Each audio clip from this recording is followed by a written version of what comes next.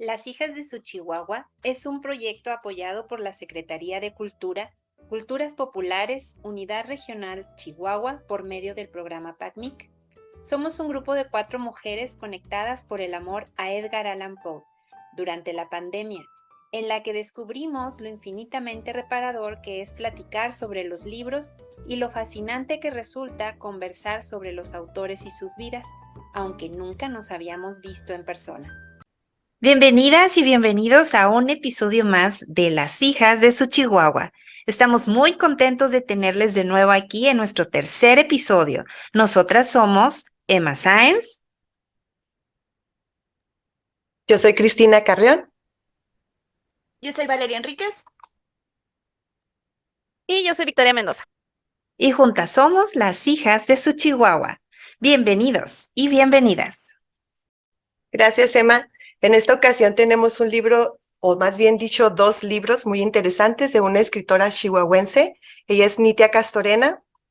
Vamos a platicar un poquito de ella. ¿Qué tal si nos cuentas un poco de su semblanza, Emma? Una semblanza pequeña para los que no la conozcan. Con gusto hablamos de Nitia Castorena Sáenz. Ella, entre las muchas cosas que hace, es una escritora e historiadora. Es profesora e investigadora de tiempo completo en la Facultad de Filosofía y Letras de la Universidad Autónoma de Chihuahua. Estudió su maestría en la UACJ en historia y además tiene un doctorado en filosofía que aquí cabe señalar que lo logra con mención summa cum laude. Es una gran trayectoria la que tiene esta doctora maestra y además es ingeniero. Los libros que ha escrito son El olor del tiempo, estaban ahí, de esos 2 vamos a hablar el día de hoy, y uno más que se llama Centro de Justicia para las Mujeres en Chihuahua, su historia. Así que podemos leerla, escucharla. Estar con ella es un privilegio de lo cual nos puede hablar Victoria, pero más adelante será eso. Por lo pronto, esta es una muy pequeña reseña de todo lo que ha logrado esta gran hija de su Chihuahua, que es Nitia Castorena Sáenz. Muchas gracias, Emma. Bueno, pues como ya mencionó, vamos a empezar con el primer libro, Estaban ahí. Este libro, pues es una semblanza de las mujeres en los grupos armados de Chihuahua.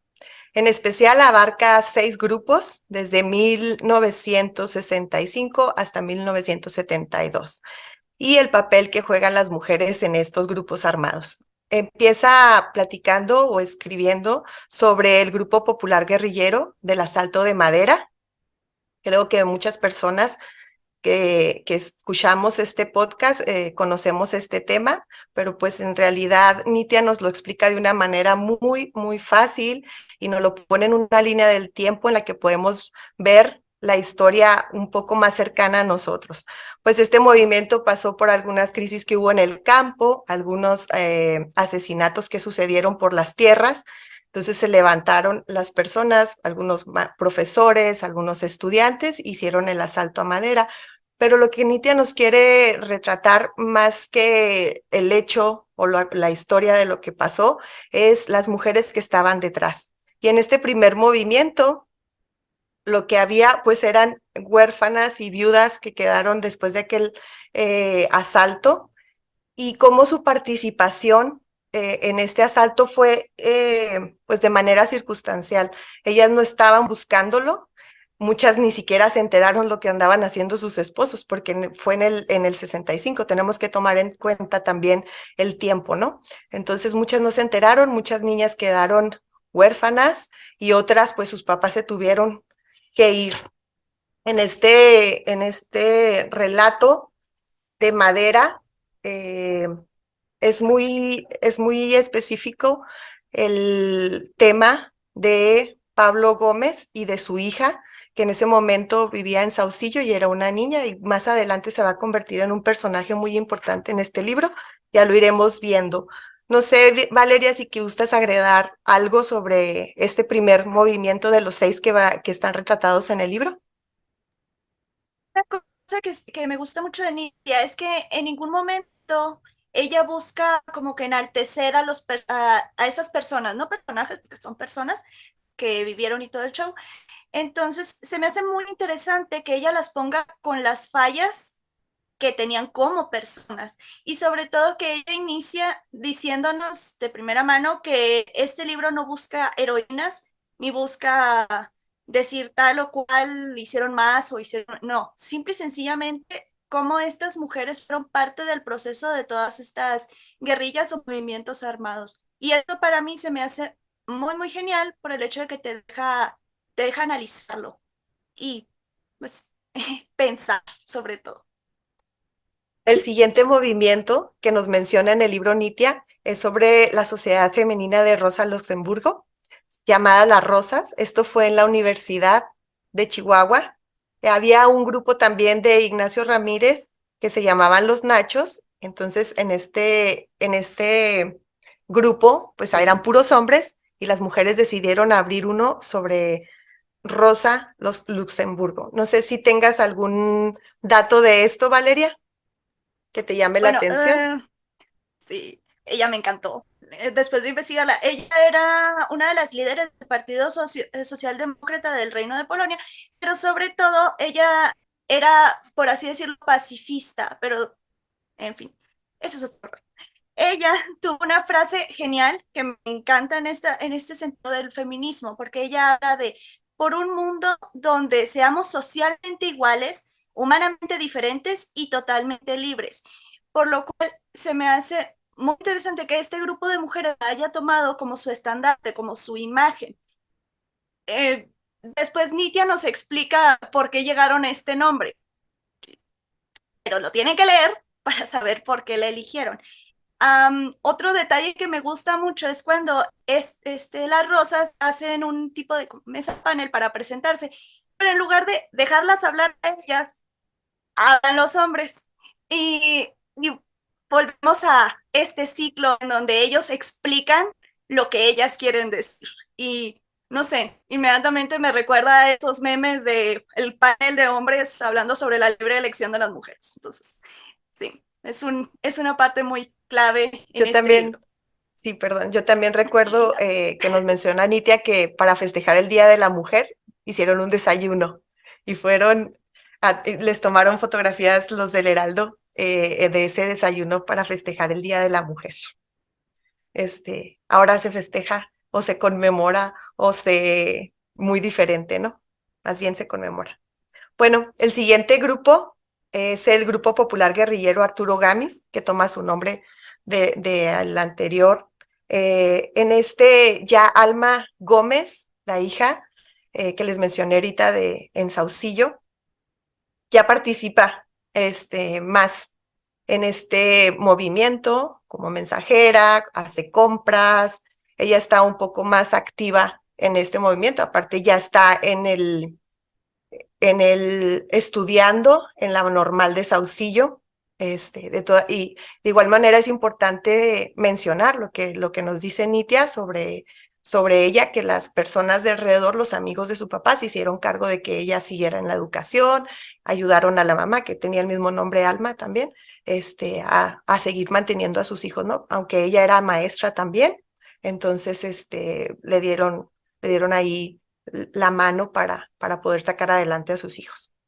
En este Y sobre movimiento, todo, sí, dime, sí. sobre todo a resaltar de que la Normal de Saucillo es uno de de las escuelas en donde apoyan mucho los movimientos, o sea, los movimientos a la libertad y sobre todo que apoyan a estos grupos. Y se me hace muy, muy padre que una escuela lo incentive, porque hay que recordar que cuando estaban las rosas, a ellas los profesores y todo eso buscaban que las taparan, que no las dejaran, o que simplemente las presionaran tanto que ellas tronaran. Y eso, en la normal de Sautillo, se me hace muy padre. Otra cosa que se me hace que se me olvidó mencionar antes, es que cuando hablan del movimiento del GPG, cuando sucedió esta tragedia, esta situación, pues, fue que a estas personas las estuvieron paseando por madera, así como a Héctor en la Ilíada, para que los vieran todos y que fuera algo así como que les metiera miedo, por así decirlo. Luego ya vemos cómo la narrativa va tomando forma en la realidad, al menos en ese libro, y después un poco con otras narraciones de Homero.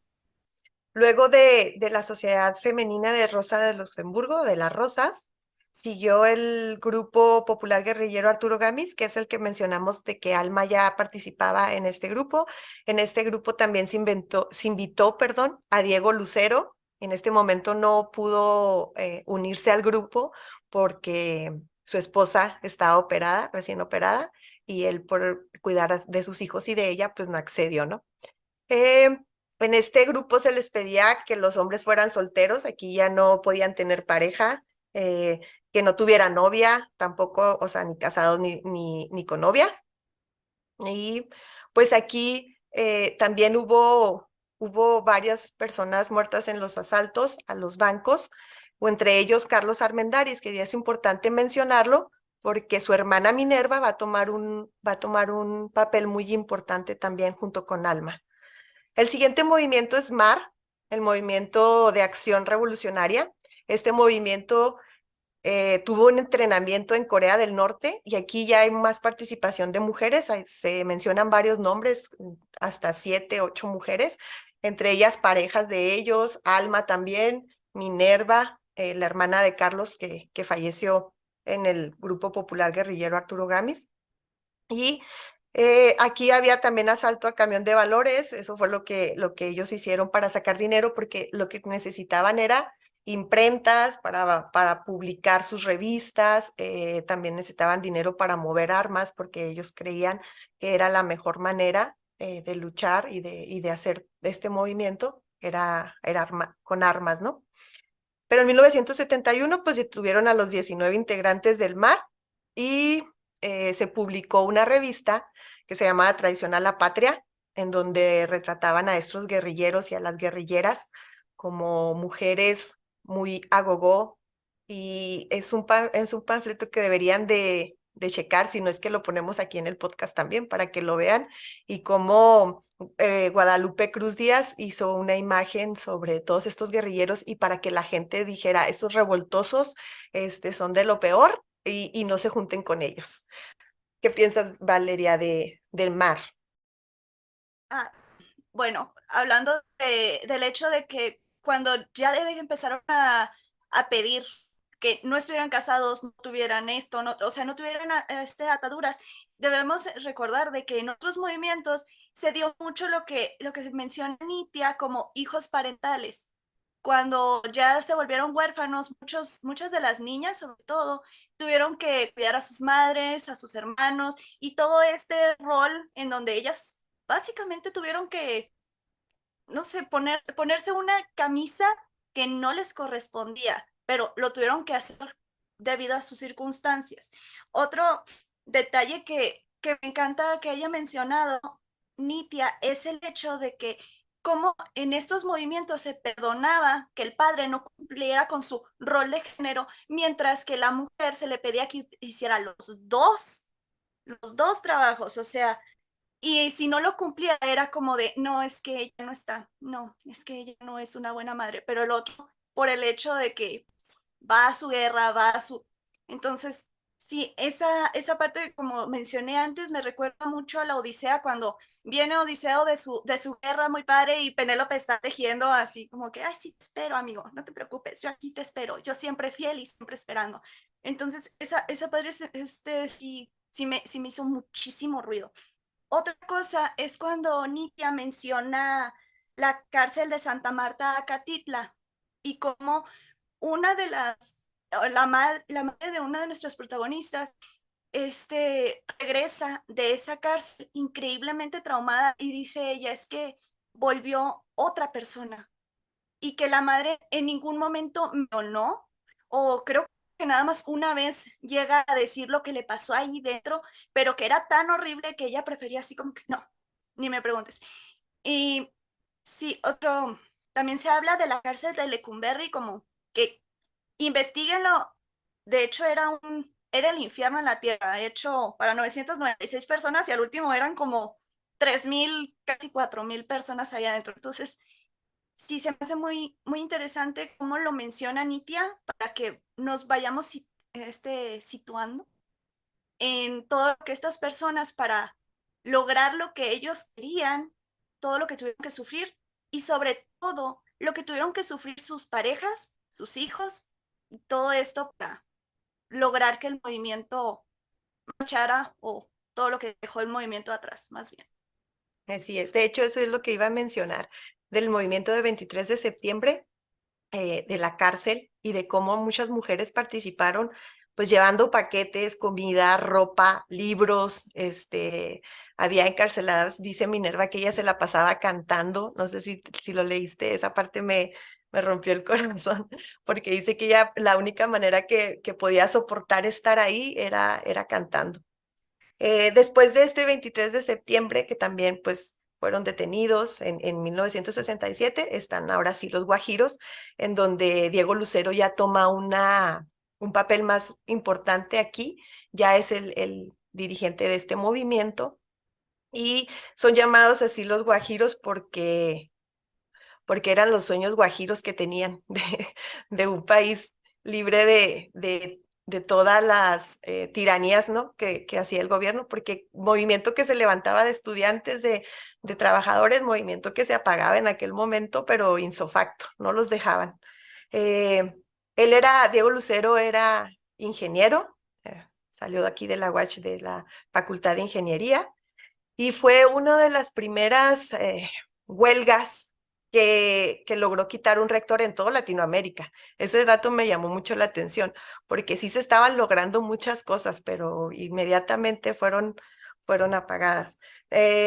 Luego él realizó el triple asalto en Chihuahua, que muchas personas también aquí en la ciudad recuerdan, nuestros papás, nuestros abuelos nos platican de este triple asalto, en donde pues muere Avelina, porque hubo en uno de los tres bancos, o sea, el de Diego Lucero sí que sí salió todo bien, pero en el de Avelina había unos soldados que estaban vigilando y pues todo se salió de control. Ella empezó a dispararles y se hizo ahí fuego cruzado y pues resultó muerta Adelina Gallegos. De hecho, Nitia menciona que este libro lo empezó por investigar sobre la historia de ella, porque le llamaba la atención cómo ella había enfrentado esta situación, pues dando la vida por el movimiento, ¿no? Una mujer aquí en Chihuahua. Después de esto, Diego Lucero fue encarcelado y dicen que se suicidó, que se murió. O sea, hay muchas versiones, pero pues todos sabemos lo que realmente pasó, ¿no? Pues creo que este es el último movimiento del 72, Valeria. No sé si quieras agregar algo. El hecho de que la esposa de Diego Lucero, cuando le invitaron a participar, ella dijo que no, pero hay que recordar lo que ahorita se mencionó, lo que dejaban los movimientos atrás. Entonces, no es tanto, porque algunas personas como que dijeron, "Ay, ¿por qué no apoyas a tu marido?" Pero también está el hecho de que pues no solo es ir al movimiento, es todo lo que nos deja y sobre todo recordar lo que pasó con esa familia a la que no se le apoyó en el primer movimiento. Entonces, ya vienen muchas secuelas. Entonces, ella simple y sencillamente de, tú ve a tu guerra, yo me quedo con los niños. Yo me quedo Porque aquí de hecho sí porque... lo menciona, que él le decía, Ajá, vente con nosotros, vente al movimiento, únete. Y ella, o sea, tenemos hijos y tenemos que dividirnos, o sea, o tú te vas o yo me voy. oye, Creo sí, que era una pero los dos decisión no. muy difícil, pero ella dijo, yo me quedo a cuidar a los niños porque no va a haber nadie que los cuide, ¿no? Bueno, pues esta línea del tiempo con estos movimientos nos enseña que este papel de la mujer se intensifica conforme va pasando el tiempo, ¿no? Están más y más involucradas. De hecho, ahí menciona también que una de ellas, Minerva, creo, es Minerva, se queda casi queda como dirigente de un movimiento, pero ella misma no lo reconoce porque dice, no, pues es que quedé como dirigente porque se murieron todos y yo por eso quedé, o sea, no le da valor, sí, yo creo tenía ¿cómo se dice ese? Ay, a ver, ayúdame, Las, del un impostora, raro síndrome del impostor. el síndrome del Sí, impostor, porque decía, no fue porque todos se no, murieron, o sea, no fue porque yo tengo años, yo he trabajado, yo me he esforzado, yo he hecho todo por este movimiento, no, fue porque todos murieron. Entonces, este final, ya para terminar este libro, pues creo que es bien importante resaltar los roles de género y este análisis por parte de Nitia, que lo hizo sobre la época. También no dijo en aquel momento, no criticó nunca, siempre respetó, conforme a la época, pues las mujeres hacían tales roles, ¿no? Siempre desde un punto de vista respetuoso y desde un punto de vista ajeno, ¿no? Como investigadora, tampoco se involucró. Las actividades guerrilleras, pues, eximían a los hombres de su responsabilidad familiar, lo que mencionaba Valeria. O sea, yo soy guerrillero, pues adiós. Te quedas en la casa con los niños, ¿no? Y esto va intensificando y ya para el 72 ya las mujeres participaban más, ya había más mujeres en estos movimientos, porque se transformó su realidad por estos eventos, ¿no? Su realidad cambió totalmente y era otro tipo de vida, gracias a que sus parejas, sus esposos, sus hijos, sus hermanos, pues se unieron a esta causa, ¿no? Estos procesos a nivel sociocultural o fenómenos socioculturales, pues las cambiaron para siempre las dinámicas en su casa, en su hogar. Es más, tuvieron que salir viajando, tuvieron que salir huyendo muchas veces a la Ciudad de México. Había personas que estaban en la cárcel y las de fuera iban a cuidarlas, lo que mencionábamos ahorita. Y pues yo me quedo con esta información que nos da Nitia y este filtro que hace de todo este fenómeno que pasó durante muchos años y cómo nos lo da en este libro tan atinadamente y tan claro. Y me encanta que al mencionar las mujeres nos da su punto de vista sobre lo que pasó o sea, desde ella como mujer, ¿no? Para cerrar, quisiera leer algo que dijo Minerva, que dijo que seguirá soñando de noche y escribiendo, indagando y recordando de día, y seguirá luchando hasta saciar su sed y nuestra sed. Esas palabras me gustaron mucho de ella, que perdió a su hermano. Este, no sé con qué quiera cerrar, ¿vale? Para ya darles paso a Emma y a Victoria, porque ellas también leyeron todo esto y sé que quieren decir algo. algo rápido de cuando ella menciona de que estas personas no mencionaban de que se habían unido a un movimiento, no, decían, no, se subieron al cerro. Y esa es una expresión que utilizamos mucho en el pueblo cuando alguien ya está harto de todo y voy a agarrar cerro. Entonces se me hace muy bonito cómo lo menciona, independientemente de lo que sea. Y una parte en donde se habla de la muerte de este chico y hablan de los padres, en donde dicen, ok, cuando muere tu padre, eres huérfano. Cuando muere tu hermano, pues, eso es otra cosa. Bueno, así. Pero se me hizo muy interesante cuando dice, no hay nombre para decir que se te murió un hijo. Entonces, se me hizo como un golpe muy fuerte. ¿Por qué? Porque en esa época, ¿cuántos jóvenes murieron? Entonces, sí, se me hizo muy padre como, bueno, padre no, pero se me hizo bueno que ella resaltara que no solo hay un dolor de perder un padre, sino también de perder un hijo, sobre todo en estos movimientos en donde ellos estaban buscando lo mejor para todos. Y sí, se me hacen muy, muy valientes y muy, muy padre como lo menciona.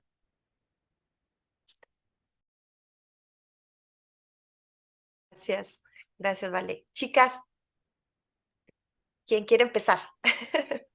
Bueno, pues a mí sí me gustaría mucho resaltar esta parte en la que Nitia nos hace un recuento del por qué, o sea, las razones de por qué se involucran o las grandes categorías de por qué se involucraron las mujeres en los movimientos. Y habla de varios momentos en los que se hicieron estas integración o esta participación, pero en uno de ellos dice, hay tres grandes categorías para el involucramiento con los grupos armados, la voluntad, circunstancias y decisión. ¿Y por qué lo resalto? Porque en el caso de los cuentos es fascinante haber leído primero todo este estudio, porque en los cuentos Nitya retrata cada una de las ideas que extracta en este análisis que hace. O sea, aunque es un periodo de poco tiempo, o sea, es 65 al 72, ni siquiera llega a, no sé, a la juventud de ella misma. O sea, es un periodo que fue ajeno a su tiempo, pero lo desmenuza tan profundo, con un lenguaje tan amplio y con dos, tres frases. En los cuentos nos está retratando esta voluntad, esta decisión o estas circunstancias que hacen que una mujer se involucre en un movimiento armado o en sus propias guerrillas. El libro es fascinante. No sé, si quieres platicar un poco de tu experiencia con la geografía y el libro, que es algo de lo que nos está apasionando y lo traemos en la punta de la lengua. Ya me había tardado un poquito para abrir el micrófono porque dije, ya una vez que lo abra, no lo voy a soltar y no las voy a dejar hablar a ninguna, porque yo vengo la más emocionada, yo vengo la más contenta y siento que tengo 5 años y, y estoy súper feliz de haber conocido a Nitia. Y aparte quiero agradecerle muchísimo a Lucero de Santiago y a Carlos Franco, porque ellos dos fueron mis salvadores, mi conexión para yo poder conocer en persona a Nitia y poder platicar con ella y grabar la entrevista que van a ver en unos días después de que estén viendo esto. Y aparte, estoy muy contenta porque tuve la oportunidad de asistir a una conferencia que dio Nitia aquí en Parral. Y algo que me resonó mucho, aparte de ella como persona, como ser humano, como mujer, como toda esa enormísima mujer que es y que tuvo a bien compartirlo conmigo estos días que estuvimos juntas. Se me hizo muy impresionante su conferencia por una... es que estoy muy emocionada. Por una leer y escribir pudieron permanecer en la historia. Cómo a pesar de no tener el acceso a lápiz y a papel, bregaron y lo consiguieron y se afincaron en la historia y llegaron a nosotros y las podemos conocer. Y creo que es algo pues muy importante para nosotras como proyecto y para nosotras como mujeres, entender esto, entender cuál es la valía de que las mujeres podamos fincarnos en la realidad a través de las letras. Porque, por ejemplo, ahorita lo que platicaban Valeria y Cristina de las mujeres en los movimientos armados. Yo también tengo muy grabado algo que dijo que no hay nada. Si el obrero está oprimido, la mujer del obrero, la mujer, dícese de su esposa, de su hija, de su madre, de su hermana, está aún más oprimida. O sea, no hay nadie más oprimido que la mujer que está al lado del obrero. Entonces, el hecho de que haya mujeres como Nitia, con la preparación que tienen, con el capital cultural que tienen, que nos da a nosotros una oportunidad así con las uñas, de arañarles ese capital cultural que a lo largo de su preparación académica han logrado forjar y que nos lo comparten de la manera en que lo hizo Nitia. En serio, muchachas, yo estoy bien agradecida por las horas que dedicó a que platicáramos, a lo que compartió conmigo, porque creo que es muy importante que veamos sus dos facetas como escritoras, porque una es pues su novela, sus cuentos, perdón, y otra es su preparación académica dentro de la historia. Y por eso les dije que me tardé, porque iba a hablar mucho y no me iba a parar. No, y es algo bien importante lo que dices, porque esas dos facetas las combina, las mezcla. Lo que platicábamos hace un tiempo de cómo su mirada, su visión, su forma de percibir de desde lo que percibe en un texto y lo plasma como su reflexión, pero luego lo que percibe en su entorno eso es algo fascinante porque en cada cuento puedes encontrar retratada una frontera, retratada una colonia, hasta encuentras una calle. Hay un cuento en especial en el que se habla de la Avenida de las Torres y te sientes pasando por la Avenida de las Torres. Hay otra parte en la que está hablando de un desierto y te sientes con el calor abrasador del desierto. Y no porque te diga, era un calor abrasador en el desierto, sino porque el entorno que describe, la forma en que lo relata, es tan tan clara, tan específica para el momento que está diciendo, que te sientes impregnada de ese momento y con 2 o 3 frases te relata todo el contexto, todas las circunstancias. Lo que les decía ahorita de esa frase del libro estaban ahí, que es las chicas se integraron por voluntad, por circunstancias o por decisión. Eso lo plasma en los cuentos, lo plasma a la hora en que una voluntad, una decisión o una circunstancia hace que se detone una situación completa. Y es muy breve, pero tan precisa, es como si fuera un arquero que está lanzando una flecha y pum, da en el punto exacto, en donde tú te sientes tomando el galón de leche del refrigerador, donde tú sientes el golpe de la pareja que se está peleando, donde tú sientes hasta el olor y el ruido del camión en donde viajaba la que desapareció. Entonces, todos esos detalles que su visión o su capacidad le permiten, nos lo comparte. Y algo bien importante es que en los cuentos relata situaciones muy fuertes, muy trágicas, en unos casos son hasta te sientes salpicada así de sangre, pero no es invasiva, no es opresora y no te está diciendo esto es el bien y esto es el mal. Te está hablando de una situación, te está detallando una realidad y ya tú decides. Tú eres un espectador que vas a decidir si juzgas o no juzgas, si aprendes de esa situación o no aprendes, o si repites o no repites los patrones. Que eso sería como que el punto más importante a rescatar en este enlace que hacemos entre Estaban ahí y entre el libro de los cuentos. Entonces, para mí eso es bien importante. ¿Tú qué opinas, Vic, sobre? Y también, por ejemplo, como lo habíamos platicado anteriormente entre nosotras, incluso que el libro de cuentos se llame El olor del tiempo, me parece un guiño fenomenal de ella. No, o sea, el hecho de que transporte, como dices tú, su labor como historiadora a su labor como cuentista y que su libro se llame de esa manera y que en estos 24 cuentos, que se me fue rapidísimo el libro. En serio, lo leí de una sentada porque no lo podía soltar. Y ya después, de hecho, comentábamos de la cantidad de cuentos y ya cuando los revisé uno por uno, dije, oh por Dios, leí 24 cuentos de una sentada porque me volaron la cabeza por completo. Cada uno de ellos me la voló porque no esperaba los finales, no esperaba la manera de desarrollarlos, porque como comentaba Emma, son historias muy crudas, son historias que no te dejan respirar, o sea, que no te van a dar pues es que no quisiera decir que no tienen finales felices porque son la vida, o Es sea, vida. así como suceden las cosas en la vida, o sea, no, pero son hasta cierto punto intranquilizantes, pero bueno, a mí, por ejemplo, me gusta mucho leer ese tipo de historias.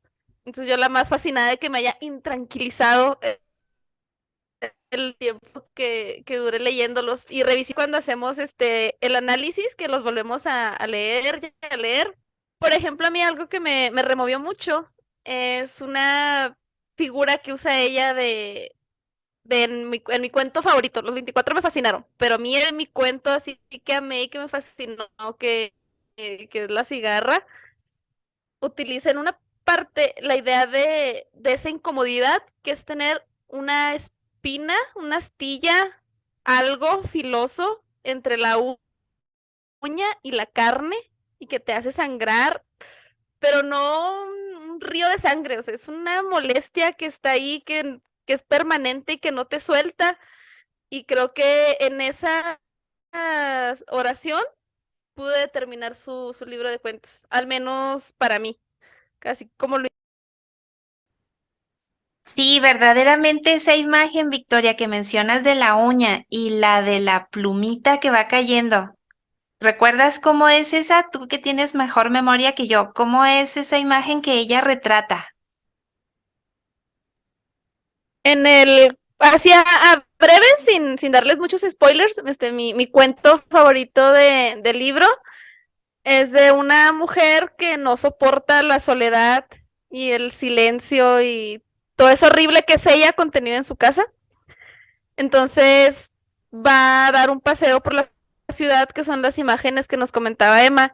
Entonces, en este trayecto, Nitia utiliza una imagen en la que compara la cadencia del atardecer, de cómo son preciosísimos los atardeceres en Chihuahua, con una pluma cayendo hacia el piso. Es este vaivén de la pluma cayendo hacia el piso no lo está comparando Nitia con la manera en la que el atardecer en Chihuahua va surgiendo.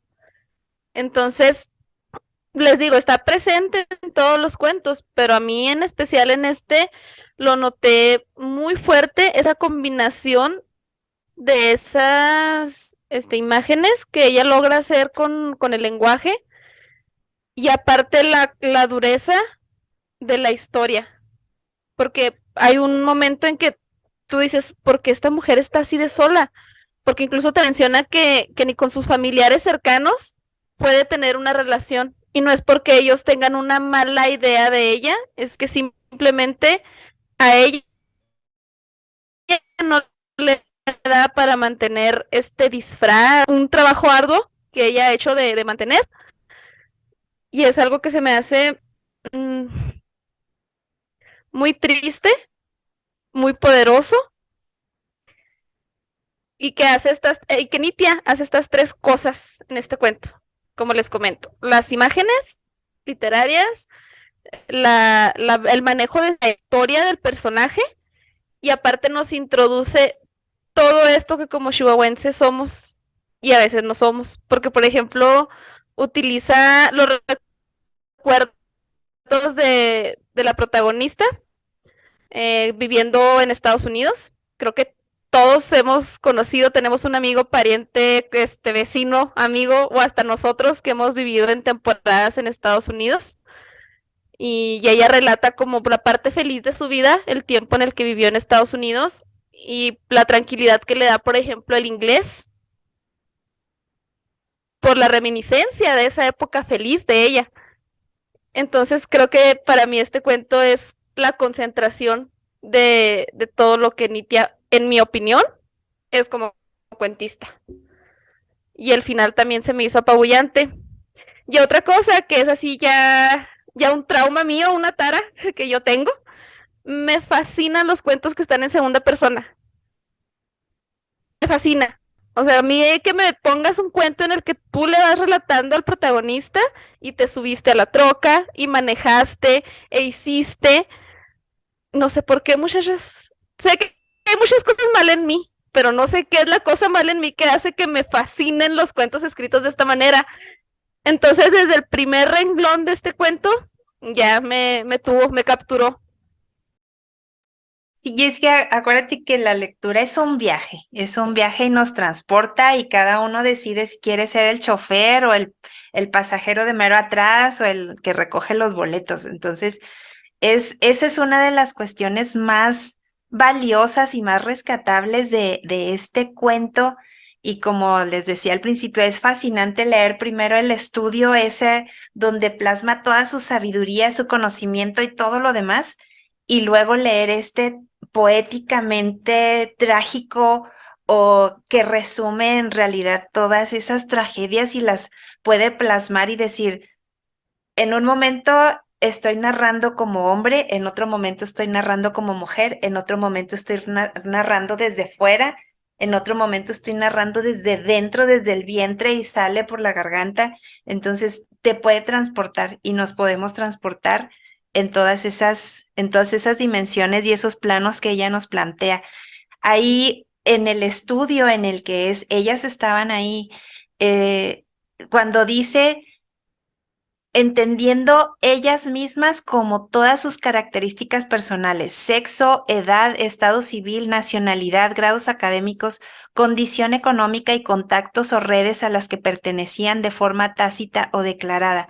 Este párrafo en específico a mí me conecta y me traslada así o me catapulta al de los cuentos, porque el olor del tiempo es eso.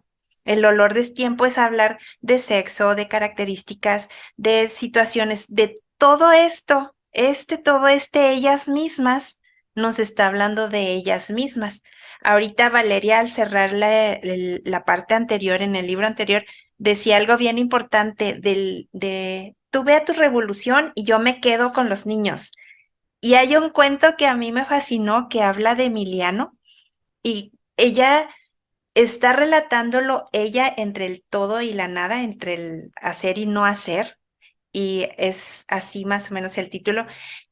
Pero a mí lo que me impacta es cómo ella está relatando el amarlo y conocerlo exactamente como es y decir, con su letra redondita, dejó una carta y empieza a relatar a un Emiliano que claro que nuestra mente histórica de esa taladrada que nos dieron por años te traslada a decir cuál Emiliano está hablando y hasta sientes los bigotes sin que ella te diga que tenía bigotes.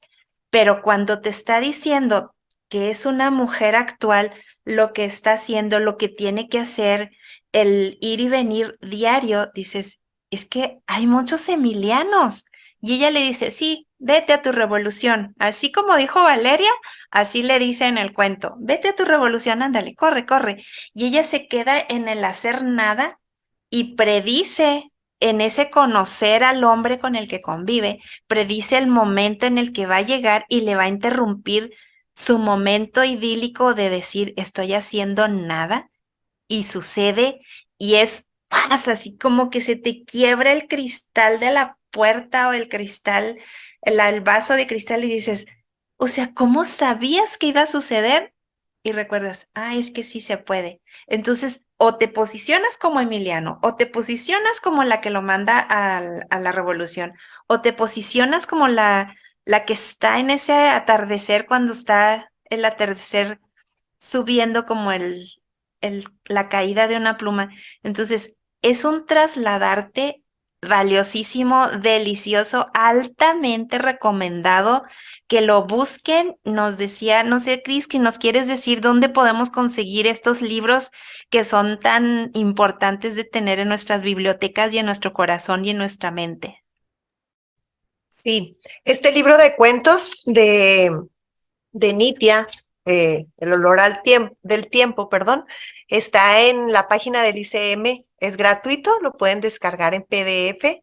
eh, Nada más busquen así ICM, es el Instituto de Cultura del municipio, y ahí lo pueden descargar. Excelente, esa ya es una súper alternativa para que lo tengan muy pronto. Y los que están editados por la Universidad Autónoma de Chihuahua pueden encontrarlos en Plaza Laureles, aquí en la ciudad de Chihuahua. De otra manera, pueden contactar ahí a Casa Laureles y ver dónde hay una tienda Focal, porque creo que también Focal los tiene, ¿verdad? Los fondos de cultura económica, esas librerías también los tiene. Y de una u otra forma, la recomendación es busquen a Nitia porque va para las grandes ligas. Entonces, mientras puede ser alcanzada, lleguen a ella como nuestra querida Victoria tuvo ese privilegio de convivir toda una entrevista con ella y que pronto la verán. Así es. Bueno, chicas, yo Es que creo... Ay, perdón, Victoria. Dinos. No, es que lo que ustedes no saben es que yo nada más estoy usando este proyecto porque soy una fangirl de las escritoras empedernidas, entonces ya nada más llego con mi micrófono y me acerco con las escritoras. Pues excelente privilegio, Victoria, y hay que aprovechar que tenemos a las hijas de su Chihuahua en persona, porque cuando luego leemos los las producciones de las hijas de su Chihuahua que ya tienen territorio en el cielo, es muy difícil encontrar a la persona detrás de las letras y ahorita en estos 3 episodios ha sido un súper privilegio tenerlas y saber lo que piensan, lo que sienten y cómo ven a estas producciones como sus hijos y nosotras pues los estamos dando a conocer, viene a ser como su presentación en esta mini sociedad que se llama Las Hijas de su Chihuahua. Bueno, chicas, yo creo ya vamos cerrando este capítulo del podcast. Ah, vamos a ver algunas recomendaciones que tenemos sobre estos libros, algunos libros que nos suenan de estos temas, algunos libros que nos recordamos, algunas películas, algunas hasta canciones tenemos.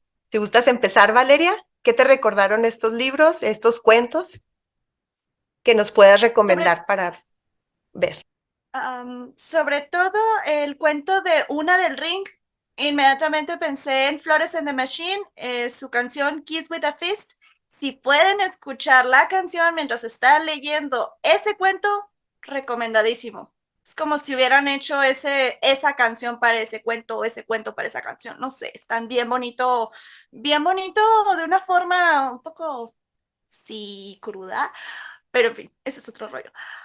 Lo que mencioné antes sobre cómo no hay nombre para las personas que pierden a un hijo, me recuerda mucho al Señor de los Anillos, las dos torres, cuando el rey Theoden habla sobre cómo su casa ha caído ahora que su hijo no está. Entonces, obviamente recomiendo la trilogía, obviamente recomiendo los libros, las películas, recomiendo todo esto. Y sí, eso es de mi parte. Gracias, Vale. Pues yo había pensado en Las Mujeres del Alba, de Carlos Montemayor. Es un libro que nos platica en forma de novela histórica sobre todo este movimiento y sobre la participación de las mujeres en las guerrillas. Y pues hay varios documentales si les interesa este tema también sobre madera. Hay películas, documentales, las pueden bajar en YouTube si les interesa investigar más sobre este tema también. Y de hecho hay una película en especial sobre el 2 de octubre, bueno, hay varias y las refritearon, ¿cómo se dice? Las remasterizaron, las rehicieron. Pero yo quiero decir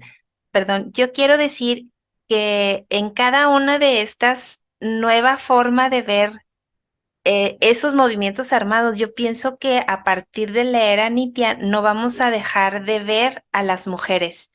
Yo pienso volver a ver la película sobre el 2 de octubre y recuerdo muy bien las escenas en donde aparecen mujeres y cómo nos dice Nitia que fueron quitando las de escenas en las fotos que hay, no buscaban que no aparecieran ellas, sino más bien ellos.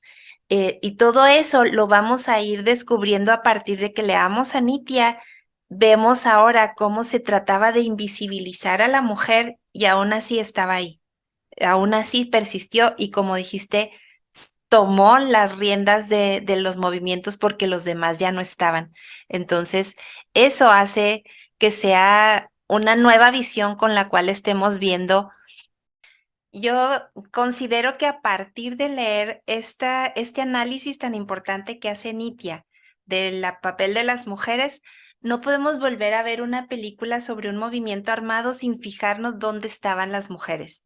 Y aunque trataron de invisibilizarlas, estaban ahí.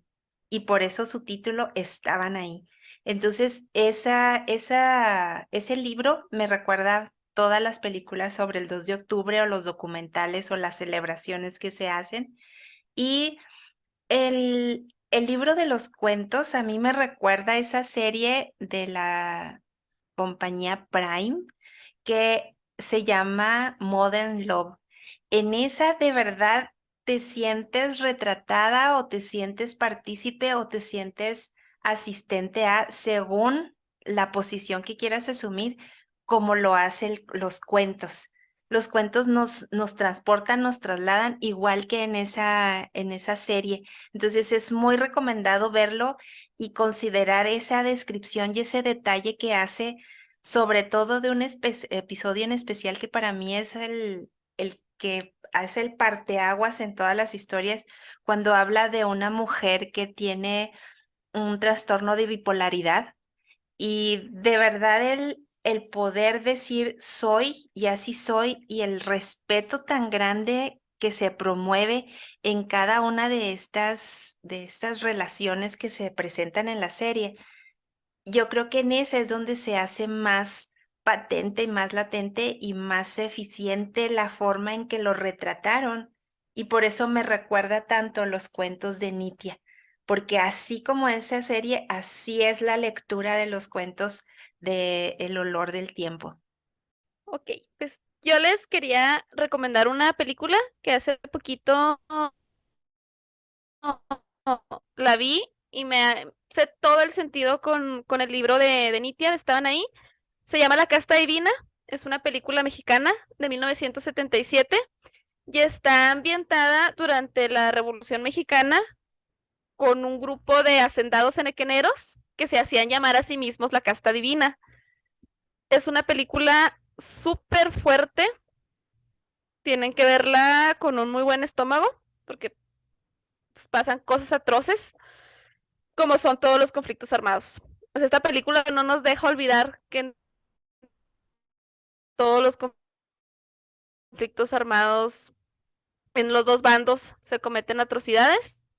Y me gustó mucho porque a pesar de ser una película que está ambientada en la Revolución y que está hecha en 1977, cerquita del periodo histórico que Nitia nos relata, tiene protagonistas mujeres muy fuertes, como son Tina Romero, Ana Luisa Pelufo, Blanca Torres, que son unas fregonas del cine nacional mexicano. Yo estoy enamorada de Tina Romero.